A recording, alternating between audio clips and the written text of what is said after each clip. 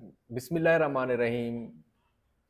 ये क्या था, मुद्दा क्या, माजरा क्या था, मुझे मालूम है। ये जुज़ दो हर्फ ला इलाहा क्या था। ये सारी काविशें थीं दीन की, ईमान की खातिर। हज़ारों उल्फतें थीं पाकिस्तान की खातिर। पाकिस्तान को कुर्बानियों से हासिल किया गया और पाकिस्तान बन गया। खतीजा मस्तूर का नावल आंगन उसका एक इक़्तिबास है जो हमारे निसाब में शामिल है। खतीजा मस्तूर बरेली के यूसुफ ज़ई ख़ानदान से ताल्लुक़ रखती थीं और बरेली के नज़दीक बलसा नामी गांव में एक मुतवस्सित पठान घराने में वो पैदा हुई थीं। वालिद का नाम तहव्वुर अली ख़ान था उनके, और वो मुलाजमत पेशा थे। उनकी वालदा का नाम नूर जहाँ था, जो अच्छी शायरा भी थीं, मज़मून निगार भी थीं। इस तरह उन्हें घर के अंदर इल्मी व अदबी माहौल मुयस्सर आया और उनकी वालदा साहबा जो हैं, उनके वालिद साहब बहुत जल्द दुनिया से रुखसत हो गए जब वो 9 बरस के थे। ख़ानदान वालों ने भी किफ़ालत से उनके हाथ खींच लिया, जिस तरह अमूमन होता है कि ख़याल जो है वो नहीं किया जाता। तालीम का सिलसिला भी उन्हें मुनक़ता करना पड़ा। लखनऊ में अपने नाना के यहाँ उन्हें क़याम करना पड़ा। घर पर तालीमी सिलसिला जो है वो जारी व सारी रहा और अपनी मेहनत, ज़ोक़, वसी मुताला और मुआशरती व मुआशी हक़ाइक़ का इदराक जो है उन्होंने हासिल किया। खतीजा मस्तूर की छोटी बहन हाजरा मसरूर थी। वो जानते होंगे आप, फर्स्ट ईयर में आपने देखा होगा चिराग की लौ, उन्होंने लिखा था। वो भी मारूफ नावल निगार और अफसाना निगार रही हैं। क़याम पाकिस्तान के बाद दोनों बहनें अपने घराने के साथ पहले कराची फिर लाहौर आकर शिफ्ट हो गई। तो लाहौर में फिर ऐसी इल्मी व अदबी माहौल मिला जिससे उनकी सलाहियतों को झिला मिली। खतीजा मस्तूर को अफसानवी अदब से शुरू से ही शगुफ़ था, फितरी लगाव था। उन्होंने 1942 से ही लिखना शुरू कर दिया था और अफसानों का पहला मजमुआ खेल 1944 में उनका शाया हुआ था। और उसके बाद बौछार, चंद रोज़ और, थके हारे और नावल आंगन, ये आदम जी अदबी इनाम याफ्ता नावल आंगन है जिसके मुतालिक जो है हम बात करेंगे। अच्छा, उनकी आखिरी तसनीफ़ जो है वो ज़मीन थी। खतीजा मस्तूर उर्दू ख़वातीन नावल निगारों में इस लिहाज से अहम है कि उन्होंने अपने नावल आंगन में समाजी हकीकत निगारी से काम लेते हुए पूरे अहद और दौर की कशमकश को उन्होंने पेश किया है। तो इस लिहाज से इस नावल को क़याम पाकिस्तान के पसे मंज़र में लिखे जाने वाले नावलों में ख़ास इम्तियाज़ हासिल है। नावल आंगन की कहानी अगरचे एक ख़ानदान की कहानी है, लेकिन इस कहानी के आईने में उन्होंने घरेलू ज़िंदगी के तसादुम और कशमकश के साथ अपने अहद के सियासी नज़रियात के टकराव, समाजी रुझानात और मुआशरती तहरीकों को भी पेश किया। अच्छा, उनका एक ख़ास कारनामा अपने निस्वानी किरदारों की हकीकी तस्वीर कशी और उनकी नफ्सियात का सच्चा इजहार है, जिस तरह ख़वातीन करती हैं। आंगन की ज़बान नहायत ही शुस्ता है, रवां है, रोज़मर्रा की ज़बान है। खतीजा मस्तूर का असलूब जदीद दौर के सादा, बेतकल्लुफ़, आम फ़हम अंदाज का आईनादार है, जो नावल के मौजू, किरदार और उनके तमाम एहसासात व मामलात के इजहार पर कादिर है। आंगन दर हकीकत क़याम पाकिस्तान के वक्त एक मुतवस्सित मुसलमान घराने की तस्वीर कशी के ऊपर मबनी है और खतीजा मस्तूर का असलूब ज़िंदगी को समझने का अंदाज़ और उसका निस्वानी नुक्ता नज़र इस तस्वीर कशी में हकीकत का रंग भरता है। जिस तरह उनके किरदार हैं, ठीक है, वो सियासी, समाजी, ठीक है, बाहर जो है वो नून लीग, जिस तरह यानी बाहर उधर उनका ये था कि आदम जी, अच्छा ये आदम जी के हवाले से हम बात कर रहे हैं कि आदम जी अदबी इनाम याफ्ता नावल आंगन क़याम पाकिस्तान के बाद लिखे जाने वाले नावलों में मुमताज़ मकाम का हामिल है। आंगन में हिंदुस्तान के एक मुसलमान घराने की ज़िंदगी के हालात बयान हुए हैं और इस अमर का तजिया किया गया है कि अफराद की ज़िंदगियों पर गिरदो पेश में रोनुमा होने वाले समाजी और सियासी वाक़यात का गहरा असर है। इसके अलावा नावल में मुसलमान अशराफ घरानों में घरेलू ज़िंदगी की झलक, तबका निस्मा की ज़िंदगी, जज्बाती ज़िंदगी और दूसरे किरदारों की नफ्सियात को महारत से पेश किया गया है। नावल का मौजू तकसीम से ज़रा पहले और क़याम पाकिस्तान के बाद का वो मुख्तसर ज़माना है जब जनूबी एशिया के मुसलमान हिजरत करके या ना करने की कशमकश में मुब्तला थे और मुल्क के तूलो अर्ज़ में जा बजा इंसानी खून अर्जा हो गया था, आम हो गया था, आम लोगों को जो है वो मारा जा रहा था। ठीक है, तो ये इनके ऐसे ख़ानदान, मुसलमान ख़ानदान की ये कहानी है जो बाहर सियासत में हिस्सा लेते थे। ठीक है, उनके मर्द और घर के अंदर ख़वातीन की सियासत होती थी। ठीक है, तो लेकिन बहरहाल जो मर्द थे उन्होंने घर की सियासत से कतई ताल्लुक़ हो गए थे। पाकिस्तान जाया जाए या ना जाया जाए, तो इस हवाले से जो कशमकश थी कि पाकिस्तान बन गया, लीगी रहनुमा कराची दारुल हुकूमत जो है वो जा चुके थे। अब लीगी रहनुमा लीग मुस्लिम लीग थी। ठीक है, तो उस वक्त तो ये नून लीग वगैरह तो ये बाद में बनी है क़याम पाकिस्तान के बाद। ठीक है, तो वो मुस्लिम लीग की बात हो रही है। उससे पहले हिंदुओं की जमात जो है वो कांग्रेस थी। अच्छा, पंजाब में खून की होली जो है वो खेली जा रही थी। बड़े चचा इस सदमे से जो है जैसे निढाल थे, बेसुध थे। बैठक में बीमारों की तरह वो हर एक से पूछते रहते, ये क्या हो रहा है, ये क्या हो गया है, ये हिंदू मुसलमान एक दूसरे के एकदम से जानी दुश्मन कैसे बन गए हैं, ये उन्हें किसने सिखाया है, उनके दिल से किसने मोहब्बत छीन लिया है।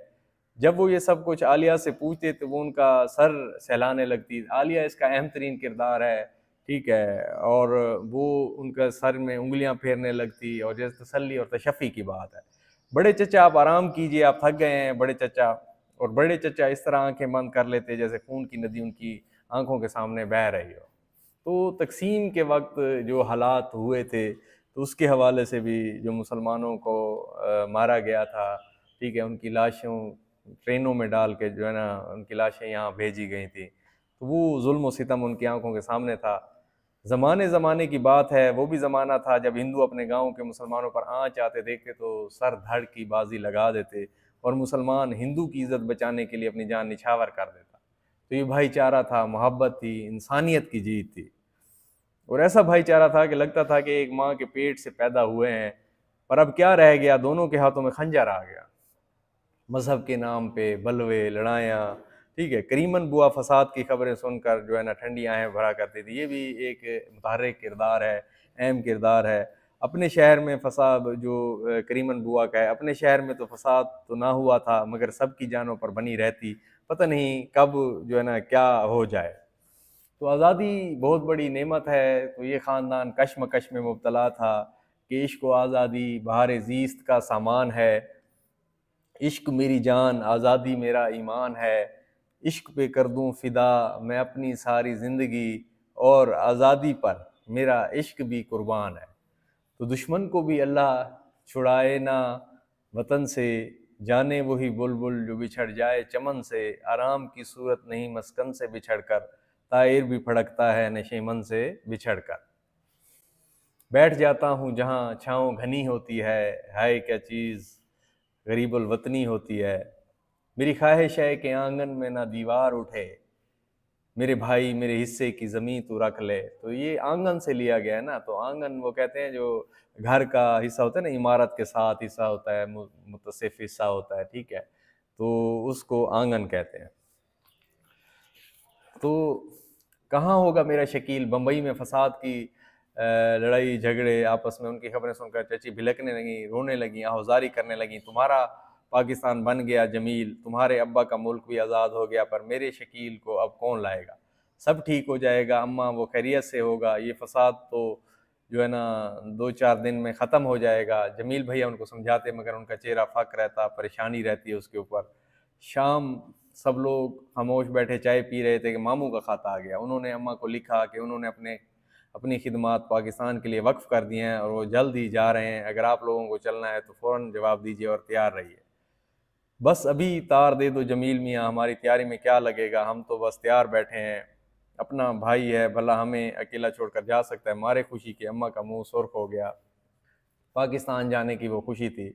जमील भैया ने इस तरह घबरा कर सबकी तरफ देखा जैसे फसादी उनके घर दरवाजे पर पहुंच गए हों, क्योंकि उन्हें जान का खदशा होता था, जान जाने का। मगर आप क्यों जाएंगी छोटी चच्ची, आप यहाँ महफूज हैं, मैं आपके लिए अपनी जान दे दूंगा। उन्होंने आज बड़ी मुद्दत बाद आलिया की तरफ देखा। कैसी सिफारशी नजरें थी, मगर आलिया ने अपनी आंखें झुका ली, क्योंकि वो दिली दिल में फैसला कर चुकी थी कि हम पाकिस्तान जाएंगे, अलहदा वतन है, ठीक है, वहाँ पे मुसलमान होंगे, खुशियाँ होंगी, रंग रौनकें बहारें होंगी, आज़ादी होगी, और सबसे बढ़ के मैं न जाऊँ तो क्या हिंदुओं के नगर में रहूँ, पाकिस्तान में अपनों की तो हुकूमत होगी, फिर मैं अपने भाई को छोड़कर एक मिनट भी जिंदा नहीं रह सकती। वाह। मारे खुशी की अम्मा से निचला ना बैठा जा रहा, नीचे नहीं बैठ रही थी वो, ठीक है। आलिया जाने पर राजी नहीं होगी, छोटी चच्ची वो नहीं जाएगी, वो जा ही नहीं सकती। जमील भैया ने जैसे नीम दीवान की पागल जैसे, मतलब कि बंदा पागल हो जाता है, ठीक है, थोड़ा होश हवास को खो देता है, ठीक है। आलम में कहा, तुम अच्छे हकदार आ गए, कौन नहीं जाएगा। अम्मा एकदम बिफर गई, गुस्से में आ गई शदीद। तुम होते कौन रोकने वाले, जरूर जाइए छोटी चच्ची। जमील भैया ने सर झुका दिया और आलिया को ऐसा महसूस हुआ कि वो नहीं जा सकती। सदियां गुजर जाएंगी, 100 साल गुजर जाएंगे, मगर यहाँ से वो हिल भी नहीं सकेगी। मैं भी तार किए देता हूँ, पैगाम भेजे देता हूँ, बल्कि पैगाम, ठीक है, कोई तार भेजना, कोई खत भेजना कि सब तैयार हैं। जमील भैया उठकर बाहर चले गए। आलिया का जी चाहा कि वो चीख चीख कर ऐलान करे कि वो नहीं जाएगी, वो नहीं जा सकती, उसे कोई नहीं ले जा सकता, मगर उसके गले में तो सैकड़ों कांटे चुभ रहे थे। वो एक लफ्ज़ भी ना बोल सकी। उसने हर तरफ देखा और फिर नजरें झुका ली। मगर वो क्यों रुके, किसके लिए रुके, किस लिए रुके, उसने सोचा, और फिर बड़े सुकून से छालियां काटने लगी। आलिया बेगम, अगर तुम रह गई तो हम हमेशा के लिए दलदल में फंस जाओगी, फिर वहां जाने का कोई रास्ता नहीं होगा। करीमन बुआ, अगर सब लोग चाय पी चुके हों तो। असरार मियाँ ने बैठक से आवाज़ लगाई और करीमन बुआ आज तो डाइनों की तरह चीखने लगी। अरे कोई तो इस असरार मियाँ को पाकिस्तान भेज दो, सब चले गए, सब चले जाएंगे, मगर ये कहीं नहीं जाता। बैठक में असरार मियाँ के खांसने की आवाज़ आई और फिर जो है ना वो खामोशी छा गई। क्या तुम सचमुच चली जाओगी छोटी दुल्हन? बड़ी देर से चुप रहने के बाद बड़ी चच्ची ने पूछा। जाहिर है कि चली जाऊंगी, अम्मा ने रुखाई से जवाब दिया। ये घर तुम्हारा है छोटी दुल्हन, मुझे अकेले ना छोड़ो। बड़ी चच्ची ने डुबडुबाई आंखों से जो है ना आंखें बंद कर ली, क्योंकि आंखों में आंसू थे और उसमें चेहरे धुंधले दिखाई देते थे। शायद वो तन्हाई के भूत से डर रही थी। आलिया जैसे पनाह ढूंढने के लिए ऊपर गई, धूप पीली पड़कर सामने के मकान की ऊंची दीवार पर चढ़ गई। हाई स्कूल के अहाते में बसेरा लेने वाले परिंद मुसलसल शोर मचाए जा रहे थे। खुली फिजा में आकर उसने इत्मीनान की सांस ली और मुसाफिरों की तरह टहल टहल कर सोचने लगी, अब आगे क्या होगा, शायद अच्छा ही हो, यहाँ से जाकर ज़रूर खुश होगी। जब वो नीचे उतरी तो सब अपने ख्यालों में मगन बैठे हुए थे। सिर्फ करीमन बुआ जाने किस चीज़ पर बड़बड़ा रही थी और जो है फुर्ती से रोटियां पकाए जा रहे थे, नहायत ही तेज़ी से। जमील भैया, क्योंकि वो उस वक्त सिचुएशन ऐसी चल रही थी कि पाकिस्तान जाया जाए ना जाया जाए। जमील भैया कहाँ गए, अब तक क्यों नहीं आए? आलिया ने सूनी कुर्सी की तरफ देखा, जाने ये सरफिरा आदमी उसे याद करेगा या भूल जाएगा, ठीक है। और उसने अपने आप से पूछा। लालटीन की बत्ती ख़राब थी, इसलिए उसने उसमें से दो लुएं उठ रही थीं और एक तरफ से चिमनी स्याह हो गई थी। मध्यम रोशनी में बड़ी चच्ची और करीमन बुआ के चेहरे बिगड़े बिगड़े लग रहे थे, परेशान परेशान लग रहे थे। जमील भैया घर में दाखिल हुए और अपनी कुर्सी पर बैठ गए। मैं तार कर आया हूँ, पैगाम दे आया हूँ, भेज आया हूँ छोटी चच्ची, उन्होंने धीरे से कहा, आहिस्ता से कहा। तुम इतनी देर बाहर ना रहा करो, शाम से घर आ जाया करो, जाने कब यहाँ गड़बड़ हो जाए। बड़ी चच्ची ने कहा, रहना तो पड़ता है, मुसलमान डरे हुए हैं, उन्हें समझाना है कि वो यहाँ डट कर रहें और यहाँ की फ़िज़ा को पुरअमन रखें। घर में बैठ कर तो काम न चलेगा। तोबा, अब मुल्क आज़ाद हो गया तो ये काम शुरू हो गए। खैर मुझे क्या, तुमने तार पर पता ठीक ठीक लिख दिया था ना? अम्मा ने पूछा। आप इत्मीनान रखें, पता ठीक था। खैर से हम तो पाकिस्तान जा रहे हैं, मगर अब तो अपने घर की फ़िक्र। जमील मियाँ, क्या बुरी हालत हो चुकी है, अपनी माँ की तरफ भी देखो। अम्मा ने हमदर्दी से बड़ी चच्ची की तरफ देखा। कौन जा रहा है पाकिस्तान? बड़े चचा ने सेन में कदम रखते ही बौखला कर पूछा। उन्होंने अम्मा की बातें जो है वो सुन ली थी। मैं और आलिया जाएंगे, और किसे जाना है? अम्मा ने तड़ाक से जो है ना, इधर गुस्से से, शदीद गुस्से में, जैसे मुंह फट होता है कोई इंसान और बदतमीजी से जवाब देता है, कोई नहीं जा सकता मेरी इजाज़त के बगैर, कोई कदम नहीं रख सकता। किसके लिए जाओगे पाकिस्तान? ये हमारा मुल्क है, हमने कुर्बानियाँ दी हैं, और अब हम इसे छोड़कर चले जाएं? ये तो हमारे ऐश करने का वक्त है। बड़े चचा सख्त जोश में थे। माशाअल्लाह, आप बड़े हकदार बनकर आए, ना खिलाने के ना पिलाने के। कौन सा दुख था जो यहाँ आकर नहीं झेला? मेरे शोहर को भी आप ही ने छीन लिया, आप ही ने उसे मार डाला, मेरी लड़की को यतीम कर दिया और अब आप हक जिता रहे हैं। हमारे गुस्से के अम्मा की आवाज़ जो है वो कांप रही थी। आलिया की अम्मा थी ये, ठीक है, और वो ज़रा गुस्से वाली खातून थी और नहीं देखती थी आगे किसी को। करीमन बुआ मेरा खाना बैठक में भिजवा दो। बड़े चचा सर झुकाकर बैठक में चले गए। क्या आप चलने से पहले बड़े चचा को यही बदला देना चाहती हैं? बड़े चचा ने किसी को तबाह नहीं किया, बड़े चचा ने किसी की दावत नहीं दी थी किसी को कि आओ और मेरा साथ दो। आप आज अच्छी तरह सुन लें, मुझे बड़े चचा से उतनी मोहब्बत है जितनी अब्बा से थी। आलिया ने खाना छोड़ दिया और हाथ धोकर बैठक में चली गई। अम्मा क्या कहती रह गई उसने ज़रा भी नहीं सुना। क्या तुम सचमुच जा रही हो बेटी? हाँ बड़े चचा, अम्मा जो तैयार हैं, उसने बेबसी से जवाब दिया। ये अंग्रेज जाते जाते भी चाल चल गया, लोगों को घर से बेघर कर दिया। फिर भी तुम मत जाओ बेटी, अपनी माँ को समझा लो, अब तुम्हारे सुख का ज़माना आ गया। बड़े चचा मैं तो अम्मा का वाहिद सहारा हूँ, मैं उन्हें किसी तरह छोड़ दूँ वो ज़रूर जाएंगी, मगर आपको ये नहीं मालूम कि ये घर छोड़कर मैं किस तरह तड़पूंगी। आप तो वो दोनों हाथ जो है ना अपने मुंह में, अपने दोनों हाथों में मुंह छुपाकर सिसकियां लेने लगी, सिसकियां भरने लगी, रोने लगी। छोटी दुल्हन को मुझसे सख्त नफरत है। ठीक है, मैंने तुम लोगों के लिए कुछ भी नहीं किया, मगर अब वक्त है इस घर में पहली सी शादमानी खुशियां लौट आएँ। मुझे बड़ी अच्छी मुलाजमत दी जा रही है, फिर दुकानों को चलाने के लिए 10-15 हज़ार की इमदाद भी मिलने की तवक्को है। मैं छोटी दुल्हन की सब शिकायतें जो हैं वो दूर कर दूंगी। उन्होंने आलिया को प्यार से थपका। तो ये नावल के लिए जिन चीज़ों की ज़रूरत होती है, प्लाट, मकालमात, उसकी बरजुस्तगी, ये सारी चीज़ें इसमें मौजूद हैं। क्या घर में तेल ख़त्म हो गया? लालटीन की रोशनी मध्यम होती जा रही है। अब इंशाल्लाह थोड़े दिनों में बिजली का कनेक्शन बहाल करा लूँगा। और अब तुम एमए में भी दाखिला क्यों ना ले लो, मेरा ख्याल है कि तुम अगले साल ज़रूर दाखिला करा दो, तुमको अगले साल मैं ज़रूर दाखिल करा दूंगा। आलिया का कलेजा कट रहा था, ठीक है, तो वो रो रही थी, आंसू पूंछ कर वो बैठ गई खामोश होकर, जी जी में घुट रही थी, ठीक है, और वो सिसक रही थी, सिसक रही थी, रो रही थी, मगर एक लफ्ज़ भी ना बोल सके। खुदा आपको सुख दे बड़े चचा, खुदा आपके सारे सुहाने ख्वाब पूरे करे। वो दिल दिल में दुआ मांग रही थी। बड़े चचा से किस तरह कहती कि वो तो यहाँ से खुद भाग जाना चाहती है। इसरार मियाँ बैठक में दाखिल होने के लिए पट खोल रहे थे, दरवाज़ा खोल रहे थे। ये दरवाजे का एक जो है ना वो होता है किवाड़। आलिया उठकर सेन में आ गई। अम्मा और बड़ी चची ने जाने क्या बातें कर रही थी। जमील भैया अब तक कुर्सी पर बैठे उंगलियां जो है वो मरोड़ रहे थे। वो एक लम्हे के तक आंगन में खड़ी रही और फिर ऊपर चली गई।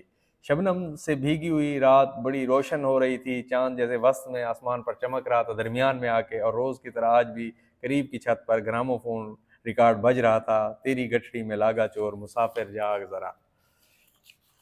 तो ये गाना जो है वो चल रहा था। वो ऐसा ऐसा टहलने लगी। कैसी अजीब सी हालत हो रही थी, जैसे सोचने समझने की सलाहियत किसी ने छीन ली हो। क्या ये मैं हूँ? उसने अपने आप से पूछा और फिर अपनी आवाज़ सुनकर हैरान रह गई। हद है दीवानगी की, वो किस तरह पूछ रही थी। टहलते टहलते एक बार मुड़ी तो जमील भैया भूत की तरह बेहिस हरकत खड़े हुए थे और वो तेज़ी से टहलने लगे। अब ये क्या कहने आए हैं? उन्होंने अपना वादा भुला दिया। क्या सचमुच तुमने जाने का फैसला कर लिया? उन्होंने धीरे से पूछा। हाँ, उसने टहलते हुए जवाब दिया। तुम यहाँ से जाकर गलती करोगी। तुमने एक बार कहा था ना कि दूर रहकर यादें बहुत अजियत ना तकलीफ देती हैं। मेरा ख्याल है तुम वहाँ जाकर खुश नहीं होगे, रह पाओगे। मैं हर जगह खुश रहूंगी, मगर आपने तो वादा किया था कि आप मुझसे कभी कुछ नहीं कहेंगे। मैं क्या कह रहा हूँ? कुछ नहीं। तुम मेरी मकरूज हो, याद रखना तुमको ये कर्ज चुकाना पड़ेगा। वो जाने के लिए मुड़े। तुम वहाँ खुश रहोगी ना? उन्होंने रोक कर पूछा। वो चुप रही। जमील भैया थोड़ी देर खड़े रहे और फिर चले गए, और उसने महसूस किया कि वो उस वक्त सब कुछ खो बैठी है। बड़ी देर तक यूं ही मिलने के बाद जब वो थक गई तो शम्मी को ख़त लिखने में बैठ गई और उसे यहाँ से जाने की इतला जो देनी थी। तो पाकिस्तान उन्होंने रवाना होना था। तो ये पाकिस्तान उस वक्त जब आज़ाद हुआ 1947 से, उससे थोड़ा पहले और थोड़े से बाद के हालात को उन्होंने बहुत ही खूबसूरत तरीके से जो है वो बयान किया है। आगे फिर इसमें जो है ना यानी पैराग्राफ है, ठीक है, उसमें फिर कुछ सवालात दिए गए हैं, वो भी हकूक़ निस्वां के हवाले से हैं कि हकूक़ निस्वां के लुग़वी मायनी क्या हैं, तो इस तरह की हैं। फिर कुछ ज़रबुल अमसाल भी हैं, ठीक है। फिर इसमें जो है ना यानी ये कहा गया है कि उस्ताद जो है वो तुलबा को क्या में पाकिस्तान के वक्त हिजरत के हालात के बारे में गुफ्तगू करके बताएं। तो किस तरह मतलब कि जो ये मसाइल हुए थे, दूसरे इलाकों से आने वाले तुलबा जो है ना ये बताएं कि अपना घर बार छोड़ना कितना मुश्किल होता है, अपना वतन छोड़ना कितना मुश्किल होता है, अपने इलाके से कितनी जज्बाती लगाव होता है। इस तस्वुर को जहन में रखते हुए एक दूसरे से बातचीत करें और मौजू पर बहस करें कि क्या में पाकिस्तान के वक्त महाजरीन ने हिंदुस्तान में अपनी जदादें छोड़ी, तो वहाँ से जदादें छोड़ के आए महाजरीन, रिश्तेदार छोड़े, ठीक है, जिंदगियां मौत में बदली, बच्चों के ऊपर, औरतों के ऊपर जुल्म सितम किए गए, सब कुछ छोड़ना, कितना एक वो पार्टीशन के वक्त, हिजरत के वक्त जो है ना वो यानी ये हालात होंगे उस वक्त क्या जज्बात होंगे। तो ये सारी चीज़ें जो है ना ये बच्चों के जहन में वो करना है कि वो तहरीक आज़ादी की अहम शख्सियात की अहम तस्वीर तलाश करके एल्बम तैयार करें। ठीक है, वो फिर उस्ताद जो है वो खाको खून नसीम हिजाजी के नावल का मुतारफ़ जो है ना तारुफ करवाएं, पाकिस्तान के हवाले से लिखे गए किसी अफसाने का मुख्तसर तारुफ करवाएं। तो ये सरगर्मियाँ हैं जो तुलबा की हैं और असातिज़ा की हैं। तो उस गम को जो क़याम पाकिस्तान के वक्त जो जुल्म सितम हुए, लोगों को जो शहीद किया गया, ठीक है, और यहाँ से भी लोग गए, वहाँ से भी आए, तो ये तारीख़ की सबसे बड़ी हिजरत थी जो इस्लाम के नाम पे थी, वतन पाकिस्तान के नाम पर थी। तो पाकिस्तान के नाम पर जो है ना वो हिजरत की गई और लोगों के जो जज्बात थे वो इस जो है नावल में बयान किए गए हैं और पाकिस्तान बन गया। तो नावल वो नसरी किस्सा होता है जिसमें हमारी ज़िंदगी की तस्वीर को हूबहू पेश किया जाता है, जो खतीजा मंसूर ने हूबहू पेश किया है, जिसमें विलादत से मौत तक के जो है ना हालात होते हैं, इंसान के मामलात, हालात, ठीक है। नावल एक ऐसा आईना होता है जिसमें ज़िंदगी के सारे रूप देखे जाते हैं, ठीक है। तो ये बहुत ही खूबसूरत नसरी किस्सा है जो पढ़ के अच्छा लगेगा और बच्चों में जो है पार्टीशन और हिजरत की जो है ना चीज़ें वो बहुत बेदार होंगी, उजागर होंगी और वो जानेंगे कि उनके आबाओ अजदाद कितने उनके जो है ना यानी पाकिस्तान में आने वाले कितने कितने दुखों से गुजर कर आए। तो अब भी कभी कभी जो है ना वो करतारपुर बॉर्डर के ऊपर उधर रहने वाले और इधर रहने वाले मिलते हैं, तो वही जज्बाती कशमकश जो है वो पेश की जाती है। तो इंशाल्लाह अगले सबक के साथ जो है वो हम हाजिर होंगे। तो तब तक के लिए इजाज़त, अल्लाह हाफ़िज़।